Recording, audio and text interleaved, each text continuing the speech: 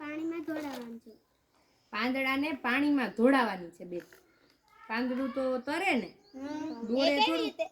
દોડે નહીં મેડમ, ઈ તો તરે ખાલી. જોઈએ ચલો કેવી રીતે કરે છે બેન. આ જો એને સાઈનું ટીપું નાખ્યું બેન, અને બરાબર. હવે જોઈએ હવે પાણીમાં કેવી રીતે તરે છે. એ ભાગ્યું, વાહ વાહ વાહ, ખૂબ સરસ, સ્ટીમરની જેમ દોડે છે. આવું શા માટે થયું હશે તમને કોઈને ખબર છે? પાંદડામાં જે શાહીના કણો નાખેલા છે ને, અણુઓ લગભગ ખૂબ જ ગતિ કરે છે. અણુઓ કેવા હોય છે? ગતિ કરતા અણુઓ હોય છે. અણુઓ કેવા હોય છે? ગતિ કરતા. અને અણુ ગતિ કરે છે એટલે આની અંદર જે શાહીના અણુ છે એ પાણીની અંદર ફેલાઈ ગયા, વિસરણ થયા. શું થયા? વિસરણની પ્રક્રિયા થઈ. શેની પ્રક્રિયા થઈ?